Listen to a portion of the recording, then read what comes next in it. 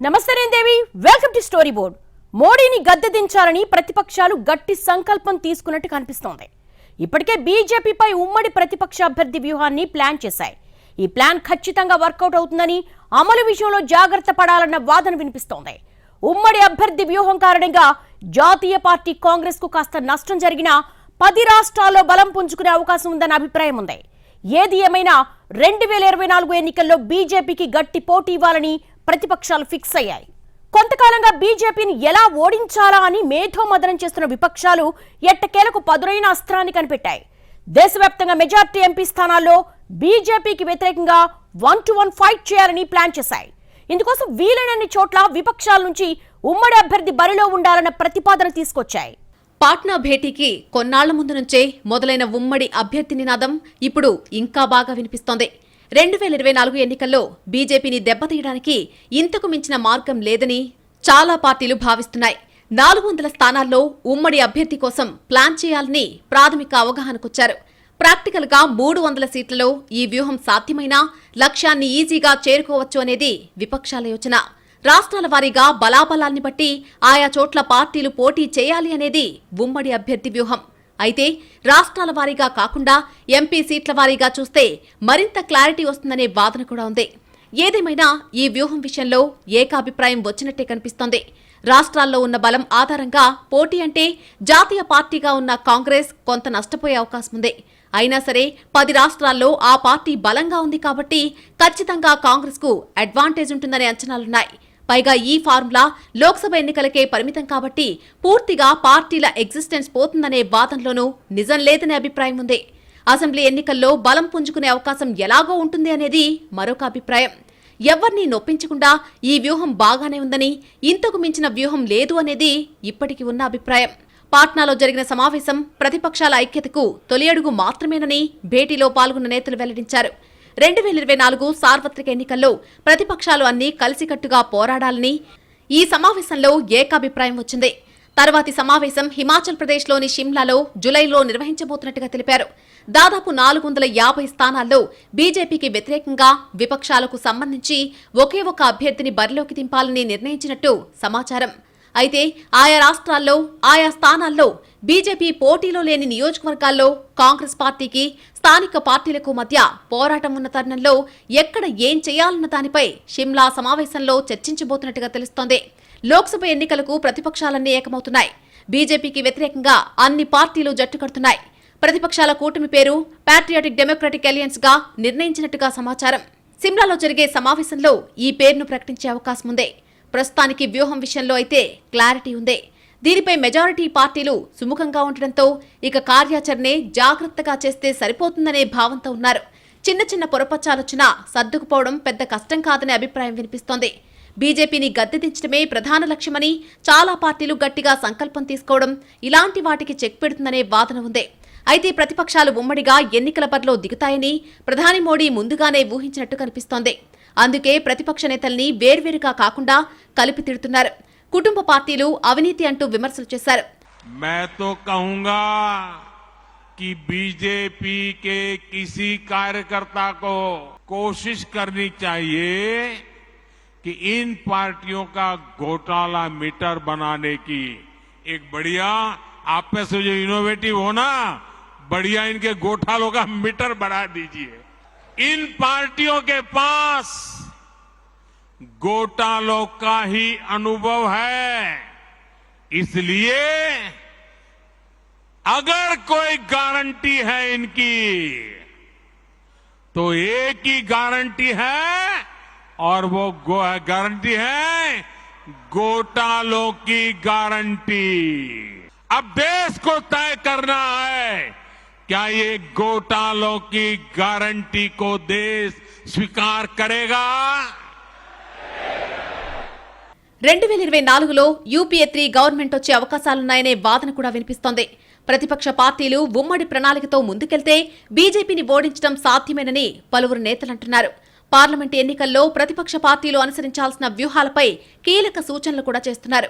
రాజస్థాన్, మధ్యప్రదేశ్, ఛత్తీస్గఢ్, హర్యానా, హిమాచల్ ప్రదేశ్ ఇలా అనేక రాష్ట్రాల్లో కాంగ్రెస్ పార్టీ వర్సెస్ బీజేపీ ఉంది. ఉత్తరాఖండ్ ఇలా సో ఇక్కడ క్లియర్గా కర్ణాటక ఎన్నికల తర్వాత కాంగ్రెస్ పార్టీలో ఊపు కనబడుతుంది. రాజస్థాన్, మధ్యప్రదేశ్, ఛత్తీస్గఢ్ ఎన్నికల తర్వాత మరింత స్పష్టత వస్తుంది. అందువల్ల ఇప్పటికీ కపిల్ సిబల్ కూడా అన్నట్లు దేశంలో బీజేపీ కాక ఉన్న మరో జాతీయ పార్టీ కాంగ్రెస్. బీజేపీని ఎదుర్కొనేందుకు సీట్ల పంపకాల్లో ప్రతిపక్షాలు ఇచ్చిపుచ్చుకునే ధోరణిని అవలంబించాయి అనేది అందరూ చెప్పే మాట. ప్రతిపక్ష పార్టీలన్నీ సాధారణ కార్యక్రమాలు పెట్టుకోకుండా దేశం కోసం ఒక కొత్త విజన్తో ముందుకెళ్లాలనే సూచనలు కూడా వస్తున్నాయి. బీజేపీని ఓడించడం సాధ్యమేనని కర్ణాటకలో రుజువైందని విపక్షాలు చెబుతున్నాయి. 2024లో భారీ ప్రకటనలు చేయకుండా బీజేపీని ఎదుర్కొనేందుకు జాగ్రత్తగా ముందుకెళ్లాలనే సూచనలొస్తున్నాయి. వచ్చే లోక్సభ ఎన్నికలు పూర్తిగా భిన్న ధోరణిలో జరిగే అవకాశాలు కనిపిస్తున్నాయి. మోడీ మీద వ్యక్తిగత పోరాటం కాదు, ఆయన విధానాలపై సిద్ధాంతపరమైన పోరాటంతో ఎక్కువ మేలు జరుగుతుందనే వాదన కూడా ఉంది. రాహుల్ జోడో యాత్రలో ఇప్పటికే ఇదే విషయాన్ని ప్రస్తావించారు. మోడీ వ్యక్తిగతంగా విపక్ష నేతల్ని టార్గెట్ చేస్తున్న తరుణంలో ఈ తరహా స్ట్రాటజీ బాగా వర్కౌట్ అవుతుందని విపక్ష శిబిరం భావిస్తోంది. పాట్నా భేటీ తొలి అడిగేనని అందరూ చెప్పారు. మరిన్ని సమావేశాలుంటాయి కాబట్టి ఖచ్చితంగా మరింత క్లారిటీ వచ్చే అవకాశం ఉంది. ఇప్పటికే చాలా మంది నేతల దగ్గర సీట్ల పంపకాలపై భిన్న ఫార్ములాలున్నాయి. అసలు పంపకాలే లేకుండా ఉమ్మడి అభ్యర్థి ఎలా అనే వ్యూహం కూడా రెడీగా ఉందనే వాదన వినిపిస్తోంది.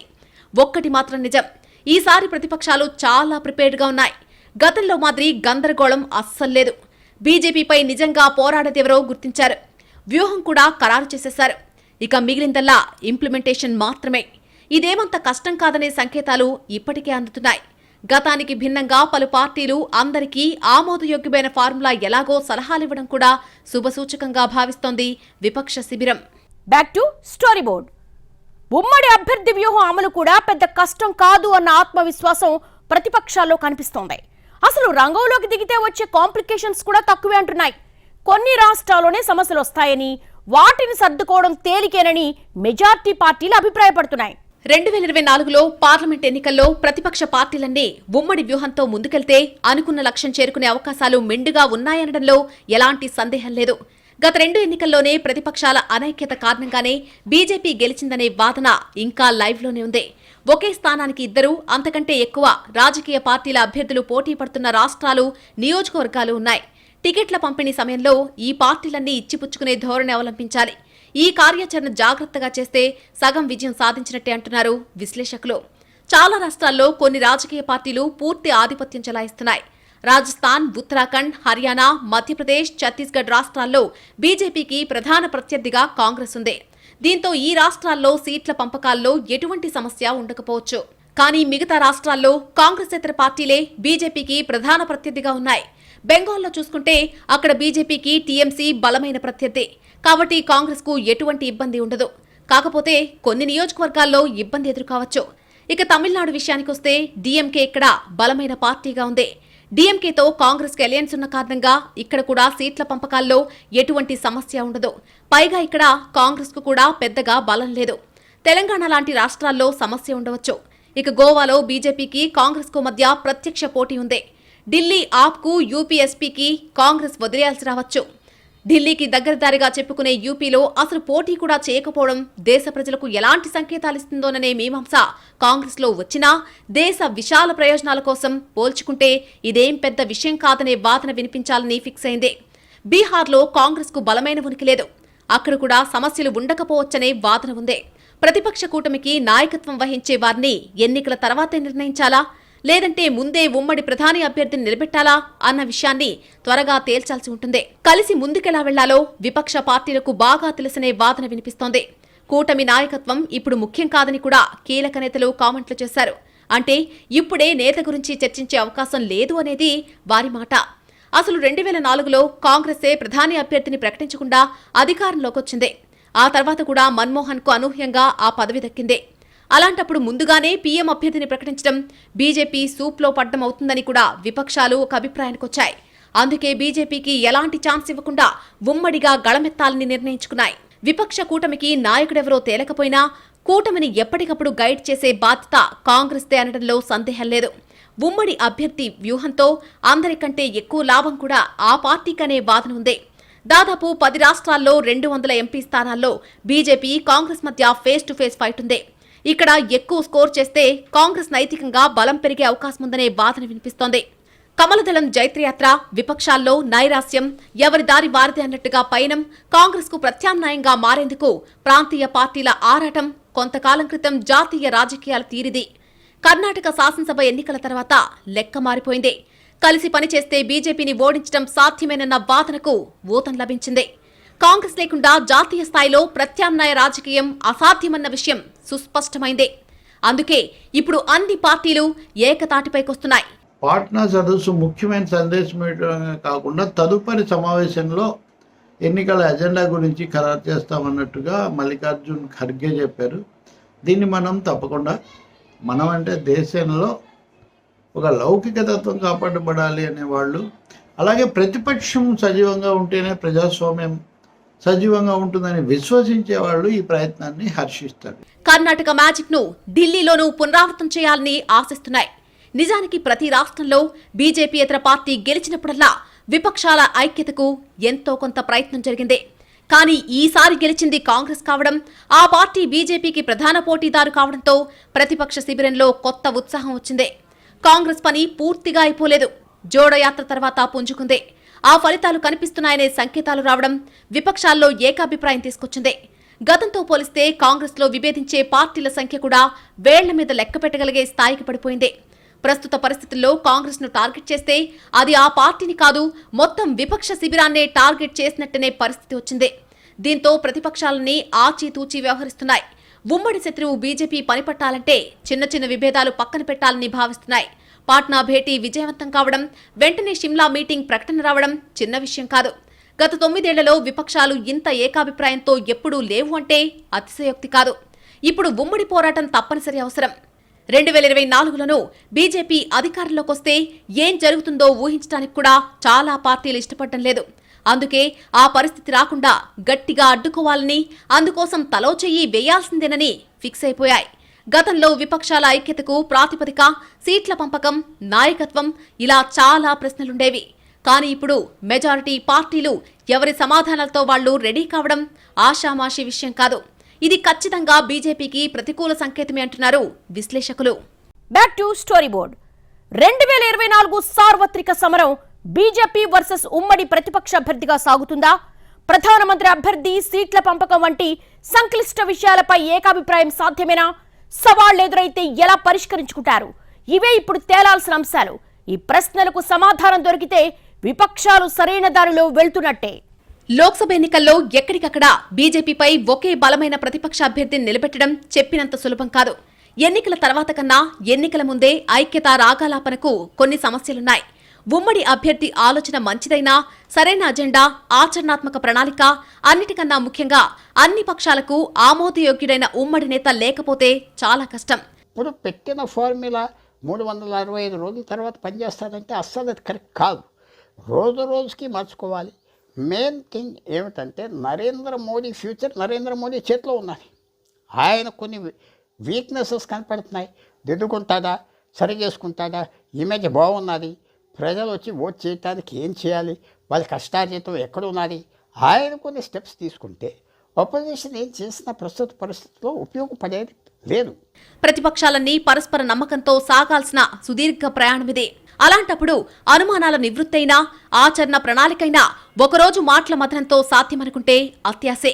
ఇలాంటి భేటీలు తరచూ జరగాలి. బలమైన పాలక పక్షాన్ని, జనాకర్షక విన్యాసాల్లో దిట్టైన దాని సారథిని ఎదుర్కోవాలంటే ప్రతిపక్షాలన్నీ తమ మధ్య పాత పగలను పక్కన పెట్టాలి. స్వీయ ప్రయోజనాల కన్నా ఉమ్మడి శత్రువుపై విజయమే వాటి లక్ష్యం కావాలి. అందుకు అవసరమైతే కొంత త్యాగానికి కూడా సిద్ధం కావాలి. అంతటి దీక్ష, దృఢ సంకల్పం, చిత్తశుద్ధి ఎన్ని పార్టీలకు ఉంది అన్నది విమర్శకుల సందేహం. అందుకే ఒక్కరోజు పాట్నా భేటీపై అతిగా అంచనాలు ఎవ్వరికీ లేవు. అదే సమయంలో కలిసి పోరాడాలన్న ఆశయంలో ఇది ముందడుగు అంటంలో అనుమానం లేదు. ఉమ్మడి వ్యూహం, ఇచ్చిపుచ్చుకునే ధోరణి 2024 సార్వత్రిక ఎన్నికల్లో విపక్ష కూటమి విజయానికి దోహదం చేసే 2 కీలకాంశాలు. కానీ ఇన్నాళ్లు ఎవరి దారి వారిదే అన్నట్టుగా ఉన్న విపక్షాలు ఉమ్మడి వ్యూహంతో ముందుకు సాగడం సాధ్యమేనా? సీట్ల పంపకంలో సర్దుకుపోయే వైఖరి ప్రదర్శించగలవా? ప్రధానమంత్రి అభ్యర్థి ఎవరనే తగువ లేకుండా బీజేపీని ఎదుర్కోవడమే ఏకైక లక్ష్యంగా కలిసి పనిచేస్తాయా? రాజకీయ వర్గాల్లో చర్చనీయాంశమైన ఈ ప్రశ్నలకు విపక్ష శిబిరం ధీటైన సమాధానమివ్వాల్సిన అవసరముందే. ప్రధానమంత్రి అభ్యర్థి ఎవరు అనేది ఇప్పుడు మాకు ప్రధాన అంశం కాదంటున్నాయి విపక్షాలు. 1977లోనూ ప్రధానమంత్రి అభ్యర్థిగా ఎవరినీ ప్రకటించలేదని గుర్తు చేస్తున్నాయి. అయినా అప్పుడు జనతా పార్టీ గెలిచింది. మొరార్జీ దేశాయ్ ప్రధాని అయ్యారు కదా అంటున్నాయి. 1977లో అలా జరిగినప్పుడు ఇప్పుడు ఎందుకు సాధ్యం కాదు అనేది ప్రతిపక్ష శిబిరం నుంచి దూసుకొస్తున్న ప్రశ్న. బీజేపీకి ఒక ప్రత్యామ్నాయాన్ని ప్రజల ముందు ఉంచాల్సిన బాధ్యత ఇప్పుడు విపక్షాలపై ఉంది. అంతా కలిసి ఎన్నికల్లో పోటీ చేస్తేనే ఆ ప్రత్యామ్నాయం సాధ్యమవుతుంది. తర్వాత వచ్చే ఫలితమే భవిష్యత్ నిర్ణయిస్తుంది. కూటమి అనగానే గుర్తొచ్చేది సీట్ల పంపకం. మరి ఈ విషయంలో విపక్షాలు ఏం చేయబోతున్నాయి? దేశవ్యాప్తంగా ఏ పార్టీ ఎన్ని లోక్సభ స్థానాల్లో పోటీ చేయాలో ముందే నిర్ణయించుకుంటుందా? ఏ అంశాల ఆధారంగా సీట్ల పంపకాలు చేసుకుంటాయి? అసలు ఈ లెక్కల తకరారు తేలే పనేనా? విపక్ష కూటమి విషయంలో అనేక మంది అనుమానాలివి. అయితే ఈ ప్రశ్నలకు తావు లేకుండా ఓ ప్రత్యేక వ్యూహంతో ముందుకు సాగాలని విపక్షాలు ఇప్పటికే డిసైడ్ అయ్యాయి. అదే ఉమ్మడి అభ్యర్థి వ్యూహం. విపక్షాలన్నీ ఏకతాటిపైకొస్తాయి. కానీ అధికారికంగా కూటమి అంటూ ఏమీ ఉండదు. సీట్ల పంపకం ఉండదు. ప్రతి లోక్సభ నియోజకవర్గంలోనూ బీజేపీని ఎదుర్కొని గెలవగలిగే విపక్ష పార్టీ అభ్యర్థి ఒకరు ఉండేలా చూడటమే ప్రధానాంశం.